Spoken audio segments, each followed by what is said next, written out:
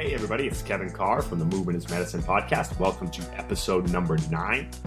And in this podcast, Brendan and I talk about the economic challenges of choosing your price if you're a personal trainer or fitness professional, and answering the question that we always get from other coaches in the industry, and that is, how much should I charge for my services? And it can be a tough question to answer, and it can be uncomfortable to talk about money as a coach. And so we talked all about how to determine how much to charge and how to have that conversation with your clients. I think this was a great episode. I think you're going to enjoy it, and thanks for listening. Hey everybody, welcome to episode 9 of the Movement is Medicine podcast. I'm Kevin Carr with Brendan Rearick, coming in on a late Sunday night all the way from the West Coast. And what do you have there? Is that a glass of wine? It is. But I'm sad I didn't get my lovely, amazing co-host. My today. Unbelievably amazing co-host, Brendan Ooh, Rearick, unbelievably, here. an extra adjective. Well, I guess that's an adverb. Yes. But well, I mean, we're a little late. Cheers. We were going to record last week, but scheduling was difficult. So I hope you all made it until this week. And we are back again for episode 9. We're almost at 10, which is pretty amazing. But I'm happy I finally get to speak to you. So how was your weekend? Yeah. Weekend's been great. We went swimming. It's warm enough here in California. Well, it's warm enough. The water isn't. But when you have a 7-year-old, they don't feel the pain of the cold. So you jump in the pool when your 7-year-old does a cannonball without even touching it. You just do it. No complaints. So I don't want to hear any complaints. No, I can't. It's actually pretty nice here this weekend, to be honest, but not California weather. I spent my weekend nesting.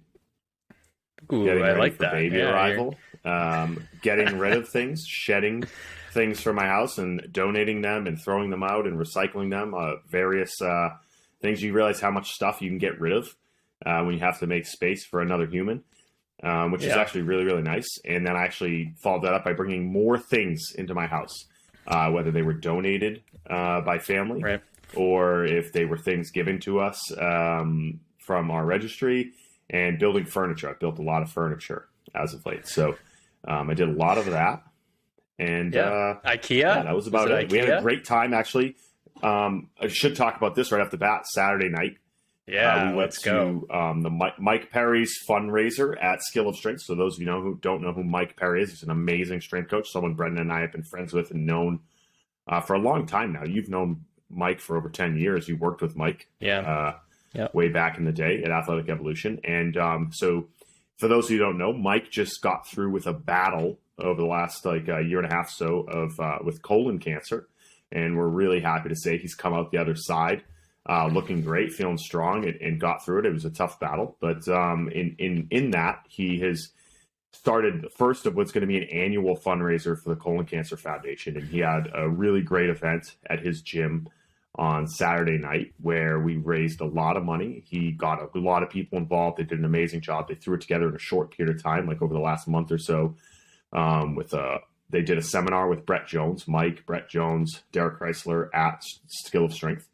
And they did a little seminar followed up by like a barbecue and a party and a silent auction and a raffle where they raised a ton of money for the Colon Cancer Foundation. There was really, really, really good turnout. It was pretty amazing. And they gave away a bunch, raffled off a ton of cool stuff and did an auction for a bunch of cool stuff. So I'll tell you, next year I know they're going to do it again, and he plans to blow it up even bigger. So it was a pretty awesome that we got to kind of be a part of that, and we got to see a lot of people I haven't seen in a while, and it's just really a good cause. And I mean, you can kind of share all the things he did for you. It's kind of crazy, serendipitous, because I know when you were going through your problem, he really, put on a great event he stepped for you up. to raise money. Yeah, well, no, yeah, I'm so Barbells happy for to Brendan. hear. Barbells for Brendan, yes. And that was around Thanksgiving. They had it around Thanksgiving time. They did a fundraiser. For anyone who hasn't heard my story, I was diagnosed with aplastic anemia, which is an autoimmune disease that attacks your bone marrow. So it's similar to that of leukemia. That's originally what I was diagnosed with because they didn't know what I had. And Mike Perry and friends were kind enough to host barbells for Brendan event and then donate that money to help me with my medical bills. And then everything extra that I had at the end, I donated to aplastic anemia research. So I'm very happy to hear Mike got through it. And like you said, very serendipitous as he helps out a lot of people, and then we got to help him out. So it was great to donate. I just saw the pictures come through, and I think he's going to post some more, he said. But yeah, what a great event, and what a great guy, good human. And I'm so glad that he got through it, and that he's been able to now use his platform to raise awareness. And I didn't know that colon cancer is the number two killer of cancers. So Yeah. Get your screening. Yeah. And I mean, what's crazy? So Brett Jones came out and helped teach the course. Yeah, and he just battled cancer. He had his own battle over the last few years. So, I mean, it was really a pretty powerful event. Like Brett said some words, Mike said some words. There were some other cancer survivors there that kind of shed their perspective. And, I think it's really exciting to see, because I know he really has big plans to continue to do this year after year. Like what he said to me when I was talking at the end was like, I hate that I had to go through this, but I'm happy that I'm able to now be in a position to try to open. The one thing he talked a lot about when we were there was screening and taking your health seriously as a guy. I think a lot of guys kind of kick things like that down the road for years. Especially healthcare people tend to be the worst patients, and saying here, take your own health into account, especially when you have a family, and really taking time to talk about it, shine a light on, and raise some money for a great foundation. So it was a really, really great event. It was great to get some people together who I think we haven't all seen in a while, especially over the last couple of years. So that was definitely a bright spot in my weekend. People at some point, I know Coach Boyle always says it to me, he's like, I didn't know if I'd ever see you again, Brendan. And so I'm just glad that you're here, right? Yeah. So like some people you may have at one point thought that you might not have seen him again. And yeah, that's the hardest part, is when you're going through it. When I was going through it, is like, you don't want to make a big deal about yourself, and you don't want to have people kind of feel bad for you. But at the same time, sharing your story can be so powerful in that it gets other people to think about their own situation and their mortality, and getting their own screening, and that when you do have weird symptoms, like go do something about it. Don't just brush it to the side. Like, go and get your checkups. Go every year. I mean, it's you wish it upon no one, but when it happens to you, you do then become an advocate, and you have a platform kind of everyone who's around you in your life to use that. That's how I convinced myself. I was like, okay, I don't need people to feel bad for me, but I have a responsibility now that I've made it through this to then share my story so that it helps other people. So my big thing was donate blood. I got probably 30 or 40 bags of blood and platelets that if people hadn't donated, I wouldn't have had the transfusions to survive. And then be a match. Be the match. Be the match for bone marrow transplants. I had 4 matches, thankfully. If I had needed them, thankfully I did not. But yeah, the more people that can get into be the match, the more people who can be saved. And then obviously money for research. So, yeah, that's, I'm so happy to hear that Mike's doing that, and he's using his platform as he is. So, I'm jealous. You got to go have red bones and beers and see everybody. So I'm glad you went. It was a good time. I live vicariously through you, next year, Kevin, sometimes. Well, I know we meant to this last week, but we have a good topic to discuss this week. And I mean, if you're a trainer listening to this and you're someone who's in business for yourself, whether you own a gym or you're someone who's like a freelancer, you rent space as a private contractor, you do in-homes, this is a topic that comes up a lot. And I was just talking to one of our coaches about this who does some freelancing work as well. And the conversation really was, how much should I charge for my services? What am I worth? And that's a tough question to ask, and it's a tough question to answer. And this is something that I think regularly coaches struggle with because they want to help as many people as possible. They really, generally, if you're in this business, you're someone who is a giver, you're someone who cares about service and making people feel better, but you can't ignore the business side of things, and you can't ignore the sustainability side of things. If you're not charging the right amount of money, you can't make a living, and ultimately, you'll probably resent what you're doing if you're not getting what you're worth. And so you had a really good idea to discuss this on the podcast today. And I think you have a really good kind of jumping off point to start the discussion on a story that you have. Yeah, so this is a question I get a lot. What should I charge? What would you charge? What do you charge? And like you said, what do you charge for in-home? What do you charge for speaking? What do you charge for one-on-one? And I love to share this story. It's called the Boilermaker Story. There's a bunch of different variations. If you type in the Boilermaker Story on Google, you'll get 100 different renditions. This is my favorite version. I will share it in the show notes. The website is jeffacubed.com. I have no idea who Jeff A. Cubed is, but he had it posted, and I'm going to read the Boilermaker Story. There is an old story of a Boilermaker who was hired to fix a huge steamship boiler system that was not working well. After listening to the engineer's description of the problems and asking a few questions, he went to the boiler room. He looked at the maze of twisting pipes, listened to the thump of the boiler and the hiss of the escaping steam for a few minutes. He then felt some pipes with his hands. Then he hummed softly to himself, reaching into his overalls and took out a small hammer. He tapped a bright red valve one time.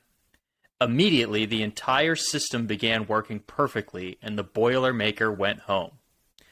When the steamship owner received a bill for $1,000, he became outraged and complained that the Boilermaker had only been in the engine room for 15 minutes, so he requested an itemized bill. So the Boilermaker sent him a bill that read as follows. For tapping the valve, 50 cents. For knowing where to tap, $999.50. For a total of $1,000. So I love that story because it's not about how much work it took. It's about knowing where to tap. You're paying for the experience so that you don't have to try to figure it out for yourself. Mechanics, plumbers, electrical engineers, that you pay the extra money so that you don't have to try to do that work for, well, I mean, you probably won't be able to do the work. You probably have to go buy all the tools, and then you'd probably do some crappy work and then have to pay somebody to fix your mistake again. So I like to think that you're paying for all the years of experience that I've put into this job and the hours of training myself, training other people, the education, the amount of money I've spent on continuing education courses. That's what you're paying for. But the other caveat of this is you got to start somewhere. And if you're brand new and you don't know where to tap yet, that's another conversation we need to have. So your price point needs to be indicative of your experience level. So I love that story because when people say I can't charge that much, or how do you charge $200 for a personal training session? I'm like, well, people are willing to pay for me knowing where to tap.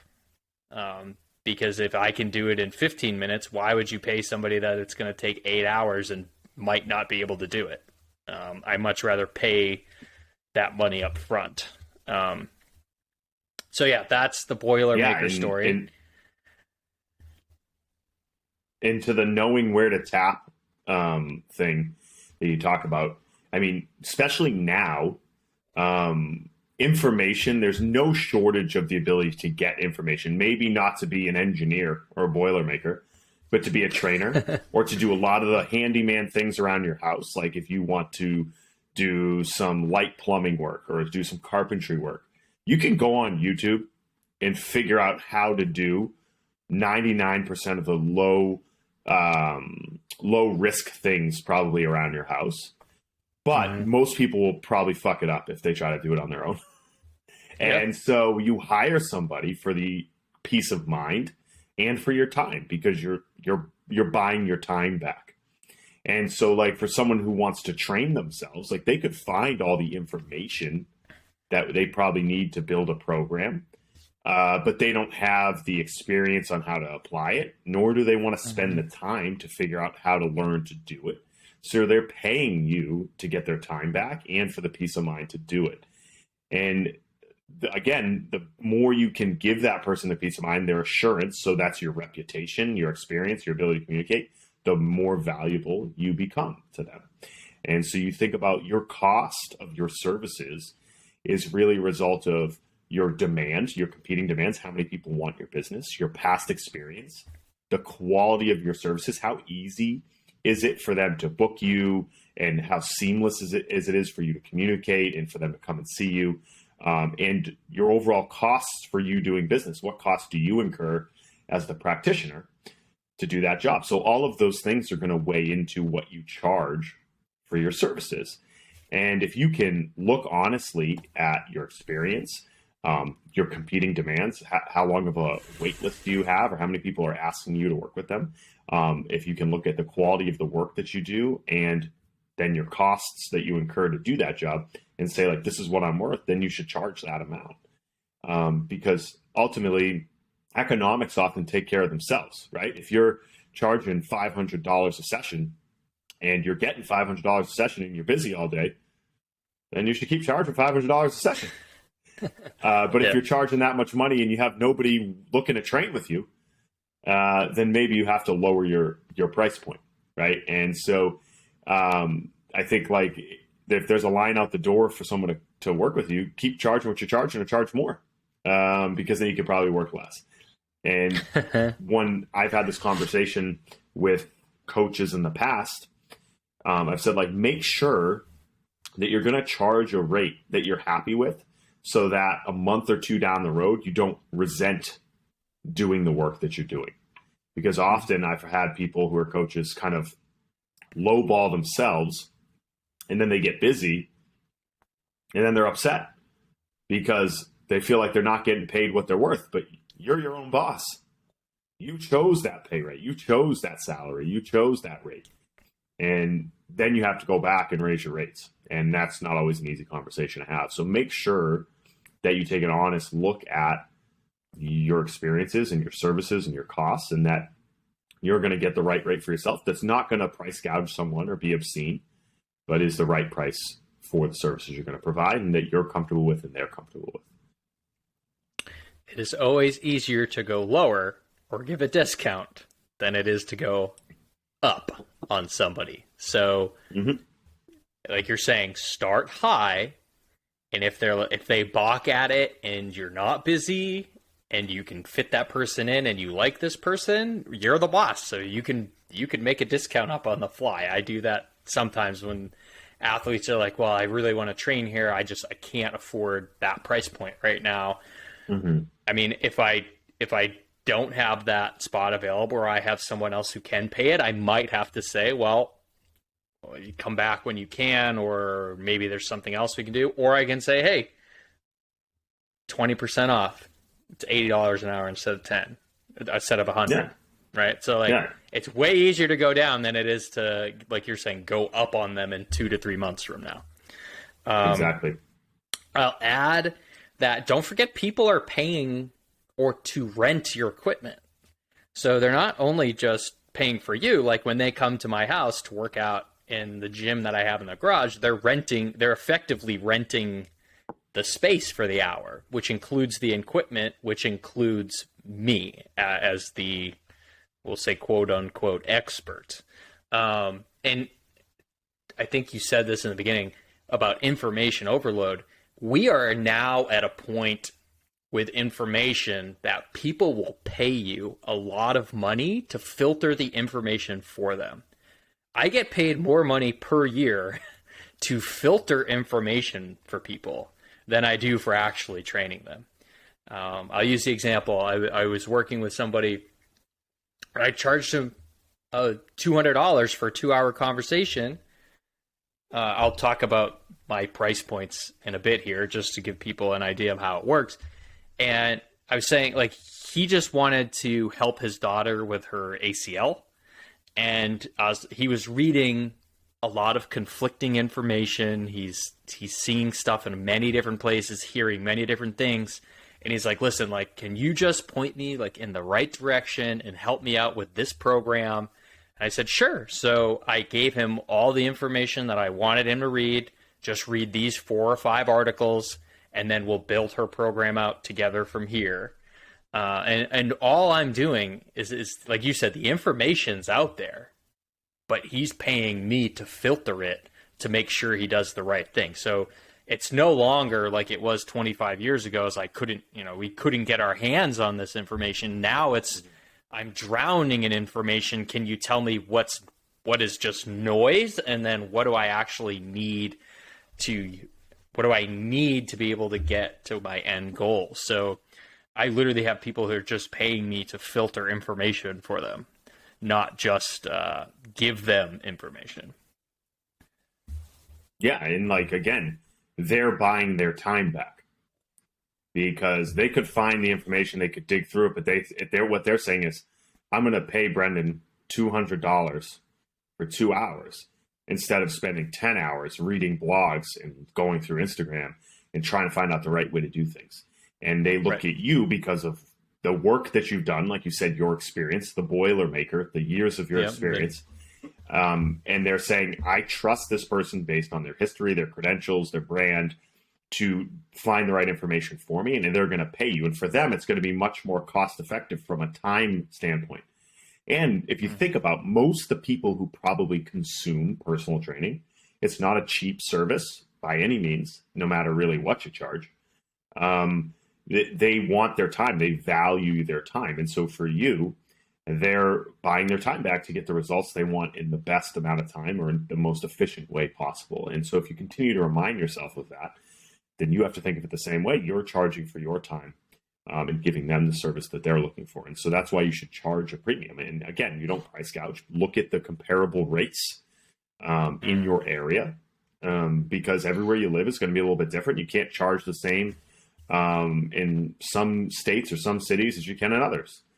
But if you look around and it's comparable and you have people willing to pay it and you think that you're worth X, whether it's a little bit more, a little bit less than what the going rate is in your area, then you're probably going to be in a good starting place. And then once you start to get really busy, if you're saying like, hey, I can't take any more clients, I have an overwhelming amount of clients that I can't handle, maybe that's time when you up your rates because then you're going to get more money for the same amount of work or less. Or that's when you hire people if you're trying to actually scale and build a business. And so you have to look at that long and hard. And so I think sometimes, especially for trainers, they're uncomfortable talking about money because then there was this kind of mindset in our industry. It's still it's pretty pervasive for a long time that like, it's not about the money. I only do this because I want to serve and I want to help people. And, it's all about the client and helping the client. That's true. It's 100% true. But you can still believe in that and also get paid what you're worth. You don't have to be broke. And when you get past that uncomfortable conversation, you're okay talking to clients about money directly. One, you'll be surprised how much they're willing to pay for you for your services.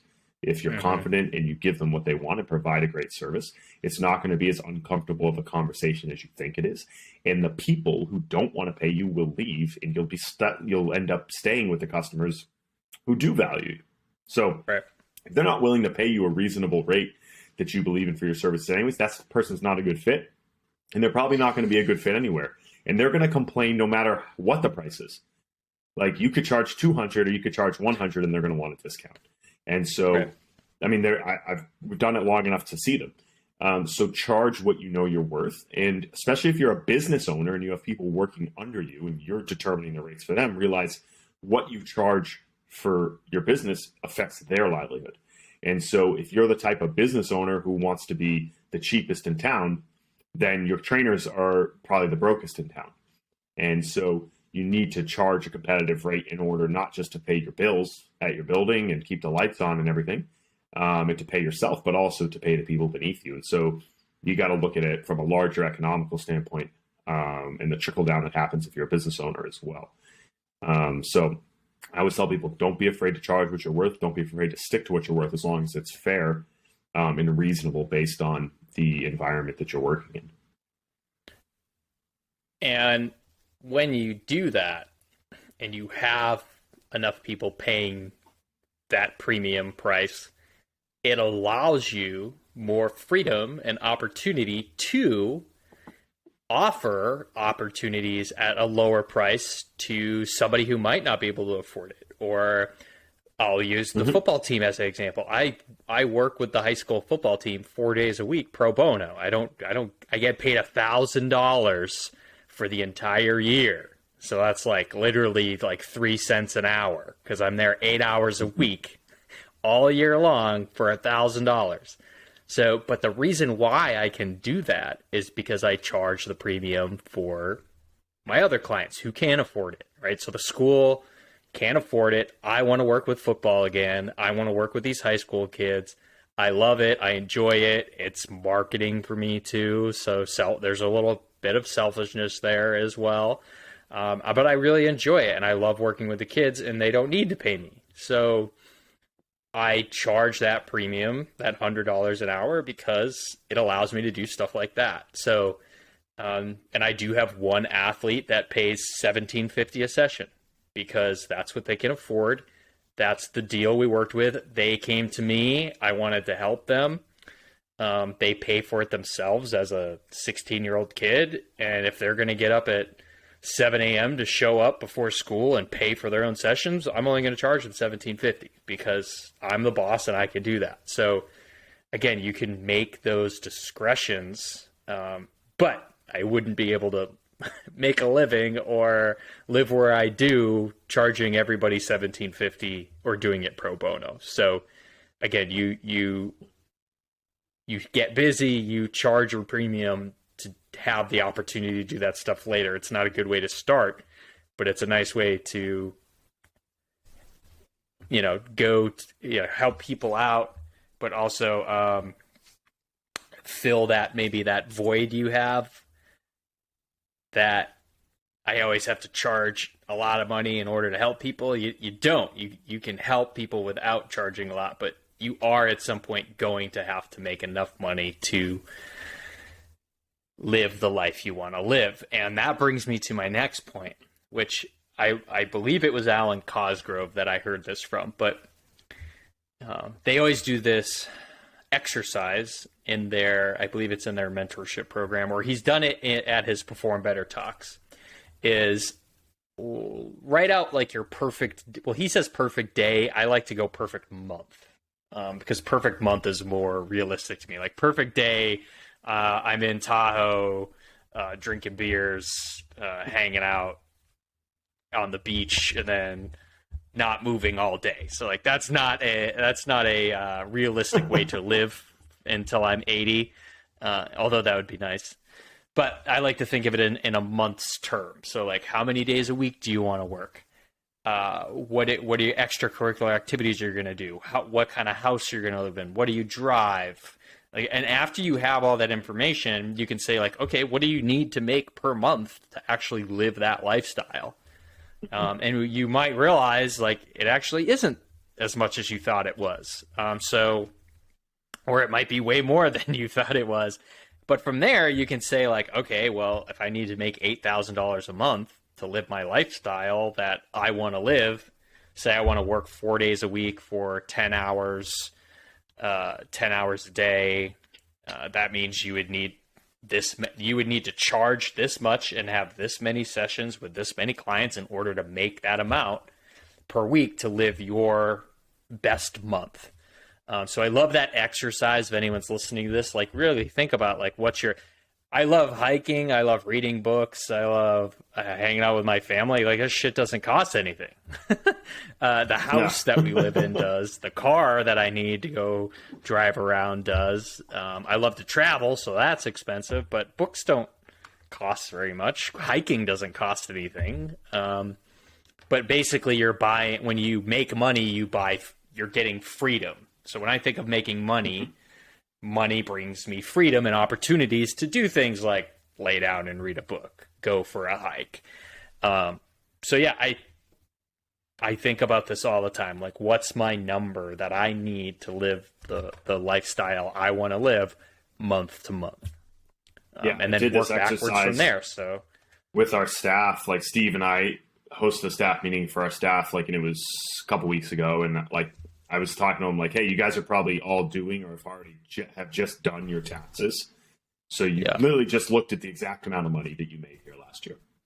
And I said, how many of you want to make more money? Everybody's hand went up. It's okay. How many of you have thought about how much more you want to make and how exactly you're going to do it? And nobody really raised their hand.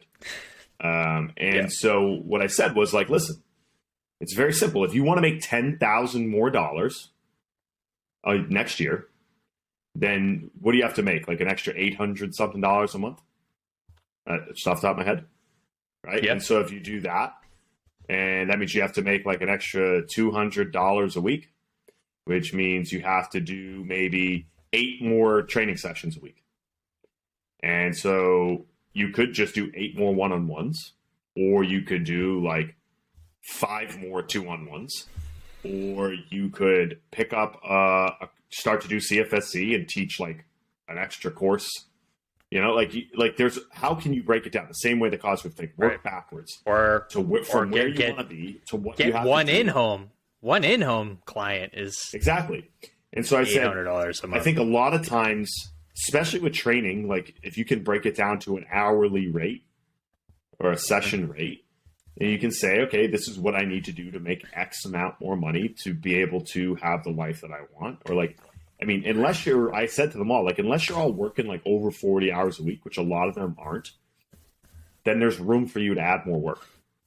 Right. And we can definitely give you more work because we have a lot of clients coming in. And if you are working like 40 hours a week and you're like, I don't want to work more, how can you start to put clients together in semi-private so you maximize, because there's a lot of people doing your hour, turning a lot of one-on-ones, and it seems silly, but unless you do that, it's very hard to intentionally grow and make more money, because it's not like people are just going to be coming to be like, here's more money for you. You have to provide more value, or you have to do more.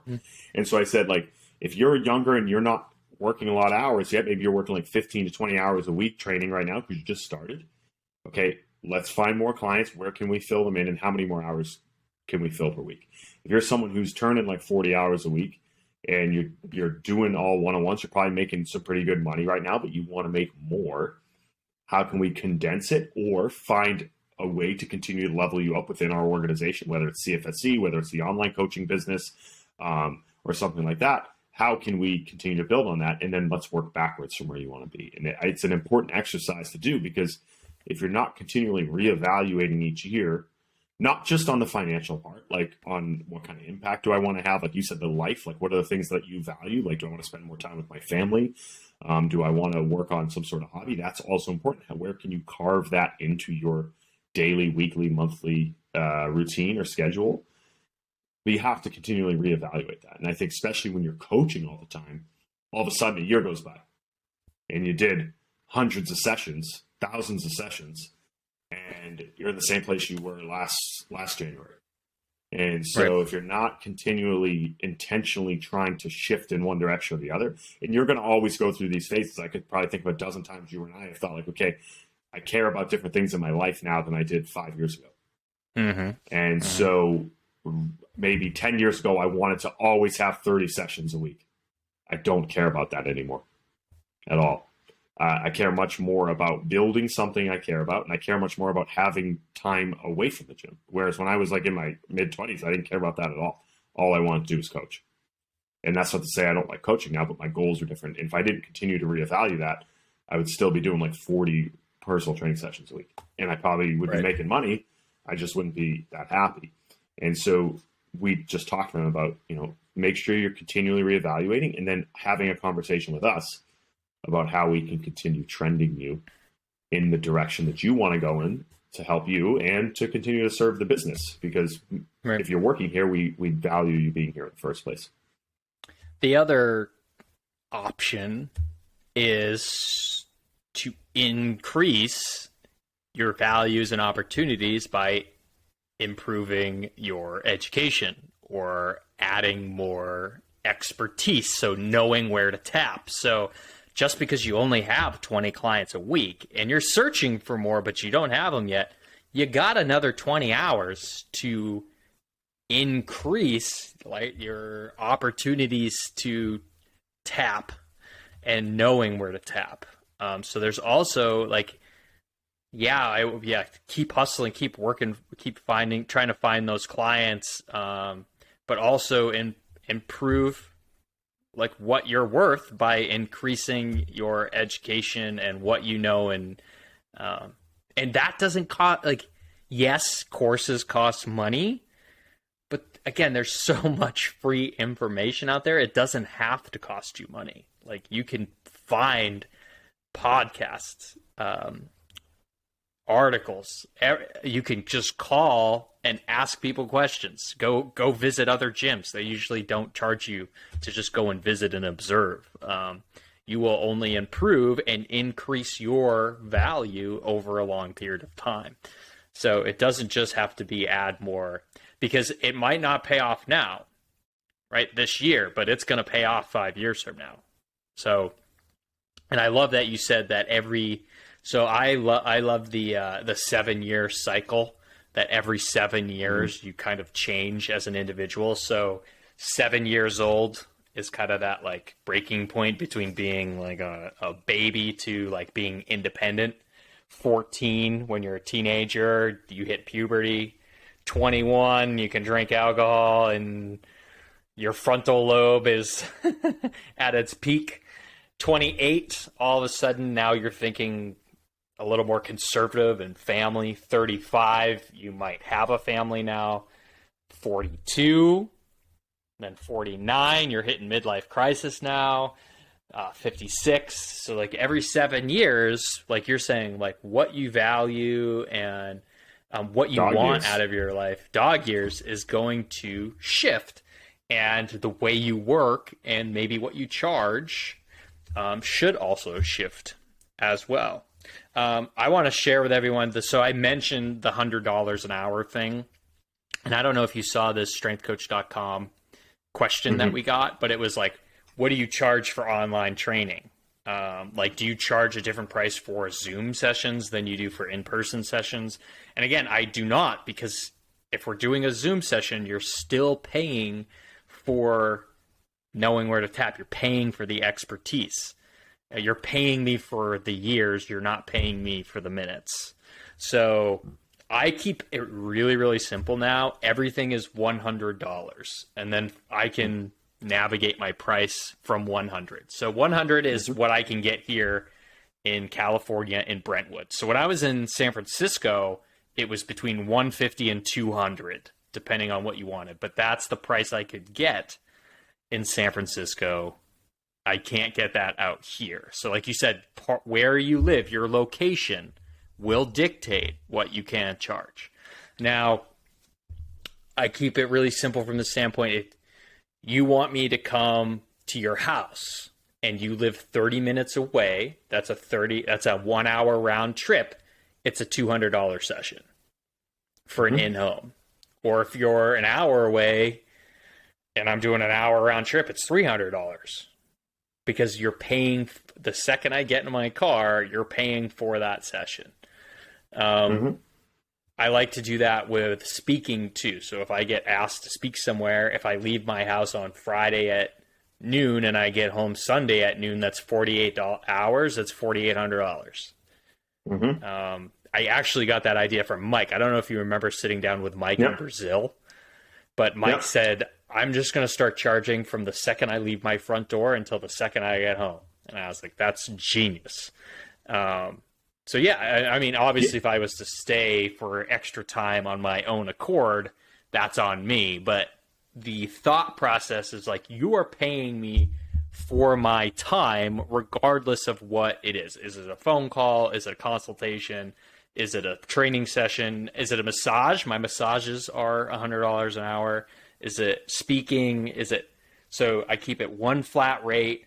I don't like having packages. I don't like having deals. I don't like having one flat rate. I mean, I can do that because, like you said, I'm my own business. I get if I had people working for me or I had another system in place, but I just wanted to share with everyone, like, that's my thought process and what I charge personally because of where I'm at. That's also, if you're listening to this, you don't really know anything about me. I've been doing this now for 15 years. And I like to think I've gotten pretty good at what I do, which allows me to charge that price point. Yeah, and as you have more things competing for your time, like you mentioned Mike, like I know Mike, like his kids are always competing for his time. That's what he would rather be doing. And I know I could say for you, it's the same thing with your daughter and your wife. And so for you to be taking away from you, you're literally taking the time that you could be spending with your wife and your child and giving it to somebody else. So there's a cost for that. So the second you leave your house, you're giving that time away and they're buying that time, I should say. And so you should be charging for that. And especially if it's like, hey, if they're not going to pay that, I don't need to do it. If you're in a position to say that, then you're in the position to charge whatever you want. Because that's a great point. If you're okay walking away from it, I've earned that position to say, well, if you can't, then it's just not going to work out, right? I get if you are in a position where you have to accept, say, like, I got to charge $60 an hour because I need the work. Like, I get that. I had to do that in my 20s, and I did in my 20s. But I've made it to a place where I know, and everyone will that's listening, if you stay in this game long enough, you will get to that point where, like you're saying, you're so busy and you value your time so much, it is worth this much. But in the beginning, when in my 20s, I didn't really get to choose. I trained everyone and everything. I remember there was a question at Perform Better. They said, I think it was, what's your number one advice as a new trainer? And I said, train everyone and everything. I remember I told Mike and Bob, if Mike and Bob had told me to train the trash can at Boyles, I would have trained the shit out of the trash can, and it would have been the most jacked trash can or most athletic trash can you ever met in your life. I would have trained the shit out of that trash can at 20 years old if they had told me to. But at some point, you get the luxury of not having to train the trash can anymore. For a lack of we still train analogy. some trash cans here and there. I trained some trash cans. It's all right. But it keeps everything in perspective. When you're young, just say yes. Because that's how you get the experience to know where to tap, going back to the Boilermaker story. But at some point, then you earn the right to pick your clients, you earn the right to pick your rate, and you earn the right to start to build the life and the career that you want. But early on, you just need experience and you need work. And so where I think the issue comes is I think you have twofold. You have young people who miss that step and want to just start charging whatever and working whenever, and you're never going to get the experience you want to charge what you want, and you're never going to be as good as you should be if you skip that. And on the flip side, you have people who've been doing it for a long time who haven't advanced the way they think about their business. They're still stuck in who they were when they're in their 20s, and then they're upset and they get burnt out because they didn't build a sustainable business model or a sustainable rate to continue to build themselves. And you have to be able to, you said, go through that 7-year progression, that 7-year gap where you begin to change, and also not try to jump ahead 7 years when you're not ready to be there yet. Because I think now, especially, I think the barrier for entry for fitness is very low. And we see a lot of people, especially if you're young, you see a lot of people who are very popular, whether on the internet, you think they're making a lot of money coaching, and you think I can do that, but you just started yesterday. realize there's a lot of groundwork to be laid. And some people hit the fast forward button because maybe they catch fire on social media or whatever, but that's a facade. There's not sustainability there. And so they'll be gone in 7 years. That's again the 7 year. Like if they're still here in 7 years, then they're probably doing something right. Yeah. So that's the magic number. So you have to, you can't not go through it. You can't skip steps. But when you get there, you have to continue to change how you do business and evolve what you charge, evolve what your goals are if you're going to continue to grow. And the first 7 years say yes to everything. The next 5 years, or sorry, the next 7 years and beyond, learn to say no.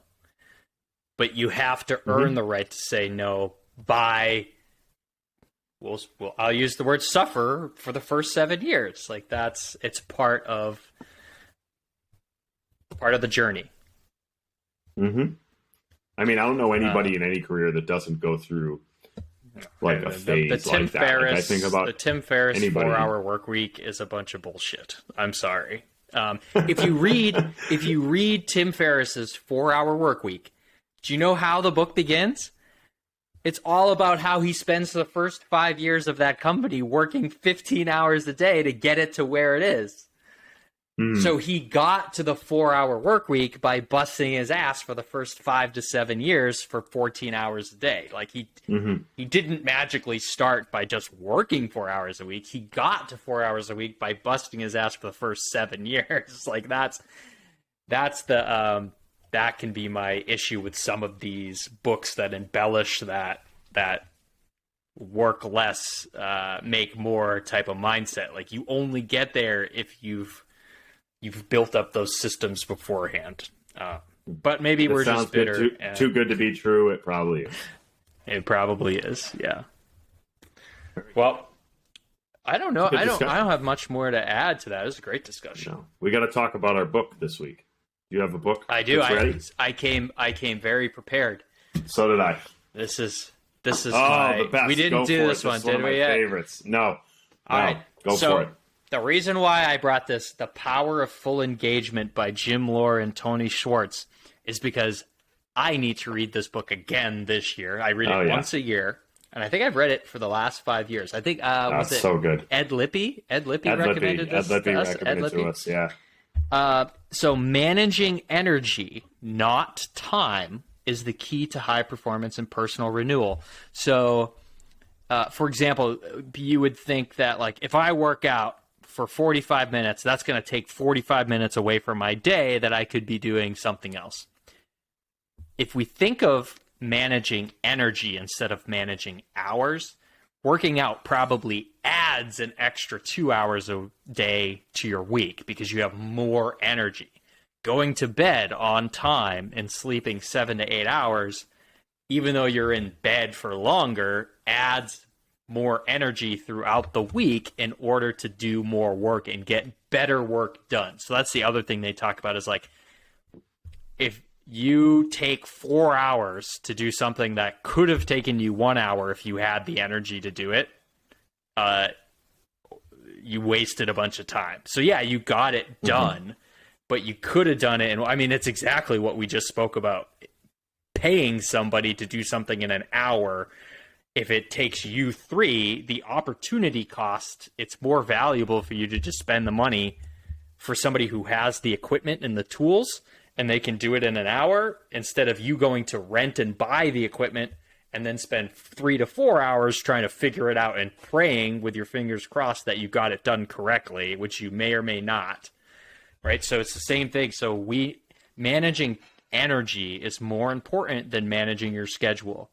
And so that's one of those books that every time you read it speaks a little bit different. You going back to the same thing we talked about every 7 years, like you read it and you're like, I'm in a different place in my life. I'm thinking about different aspects that this applies to.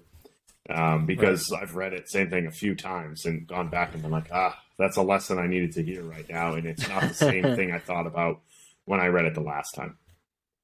Yeah, they go through, so there's 4 different versions of energy. So there's physical energy, fueling the fire. There's emotional energy, so transforming threat into challenge. There's mental energy, which is appropriate focus and realistic optimism. And then there's spiritual energy, he who has a why to live, which is the Viktor Frankl Man's Search for Meaning. But yeah, the book is fabulous. That's, again, The Power of Full Engagement by Jim Lohr and Tony Schwartz. What do you got? Very good. So I have a completely different book. And this is one that I just reread. It's one of my favorite ones a lot of these books we just reread over and over. One of my favorite ones is Applies to Nutrition. And it's called The Hungry Brain by Stephen Guynett. And so Stephen Guynet's very, very smart. Great Twitter follow if you're on Twitter. And not only is it very helpful, but there's some great illustrations. I love good illustrations. But it talks about, it's outsmarting the instincts that make us overeat. So it talks about like why people and why we overeat. One, from the food industry, how they make foods that are intentionally made to make us want to eat more, but also how we consume foods, from the size of your plate to eating at a buffet to eating with people to eating slower. And it's very simple from a very scientific standpoint. He takes it and makes it very digestible, no pun intended, for the average person to read. So there's a lot of good things, like if you're talking to clients about nutrition, there's a lot of good little takeaways about behaviors, about how they go about preparing their food, or how they go about sitting down and consuming their food, or when they go out to eat, the manner in which they order their food that makes it so they don't overeat as much, because so much of our environment is what dictates how much we eat and what we eat. So for instance, if there's more food options, people always eat more. That's why at a buffet, you're like, I need to get a couple of these pieces of chicken. I need to get this. I need to get this. And all of a sudden you walk away and your plate is like a mound. At least that's how I do it. And so they talk about the psychology of that, and how also, like I said, the food industry tries to make super, super palatable foods on purpose. There's $1 billion companies. They don't just make the foods by mistake. They make it so you will eat more of it, right? Once you open the bag of chips, that bag of chips is gone. And that's by design. And so they talk a lot about that in this book. And there's, like I said, great illustrations to show it. So I don't know if I would give this to a client, but it's one that as a coach or as a nutritionist or a dietitian, if you read it, it's going to help you have conversations with them a little bit better, and let them look at their behaviors a little bit more critically. And so I was just having conversations with a client about this a few weeks ago, and I said, I should open that book back up again and kind of read back through it. And I read it, and I was like, oh yeah, this is really, really good, because it helped me more intelligently kind of convey the things that I want to talk to them about. So The Hungry Brain by Stephen Guynett. So I would highly recommend that. Again, he's a good Twitter follow as well. If you're into the geeky stuff about nutrition science, I thought it was a very good book. Have you ever read The Dorito Effect?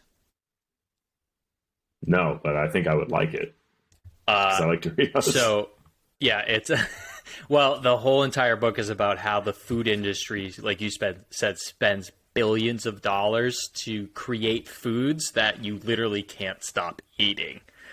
And it goes through the entire gamut of all the chemical stuff that they use and do, and the taste testing, and it's fascinating. Actually, I got that book from Devin McConnell, and now I'm going to have to read this book because I've never seen this book. So, but The Dorito Effect you'd really like that book as well. Yeah.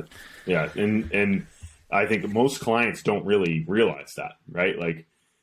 No one designed a potato, and you're not going to overeat a bunch of just regular potatoes. Apples. When you put a lot of oil on them and salt and you fry them up, you could eat a lot of potatoes, right? And so those are things that are important. And so just from a food preparation standpoint, those things make a difference with portion control. So salt, acid, very, very important heat. thing to think about. I think what is it? It's fat, salt, acid, and heat, right? Those are the 4 things that they use. All the best things. The best things that make you literally not able to stop eating. Like you said, the sleeve of Oreos, it disappears. I don't know how. It's like this. Right in. All right, what do we got coming up here? I was gonna go through the. So I have a CFSC May 22nd in LA right now. That's what I've got coming up. California. Los Angeles. I was gonna read through like what we got coming up because I've had a lot of people say that once they hear it on the podcast that they go and sign up for it. So I don't know if you could also share just go which to our ones website you're doing and see them. You could do that too. Yeah, I'm going overseas. My next, actually, before I go there, I have one in you're going to Rhode Island, right? Warwick, Rhode Island, April 9th, right? April 9th, at DMP Fit. So with our good friend, Damian Pinheiro, former MBSC employee. He has a great gym down there in Warwick, Rhode Island. I'm going to be doing a level 1 there. And then shortly, 2 days later, I'm going to be flying over to the Middle East. I'm teaching in Dubai, a level 1, level 2 over in Dubai. I did not and know then from that. there, I go directly to the Netherlands and teach in the Netherlands from there the following weekend. So I'll be very busy the first 3 weeks of April. I'm teaching all 3 weekends in Rhode Island, Dubai, and the Netherlands. So I would love to see some people there. Dubai and the Netherlands are both level 1, level 2, so there'll be both levels there. Warwick, Rhode Island, right down the street from Massachusetts. I'll be doing a level 1, so hopefully see some people there. We got Colorado coming up, New Jersey, Toronto, Philadelphia, Cincinnati, Georgia, and Chicago are also all on the website. That's certifiedfsc.com. If anyone wants to go check those out. Yeah. So, love to see you there. Number 9 in the books. That brings us to an hour. Thank you all for listening, and see you next week. Thanks all. Take care, Kev.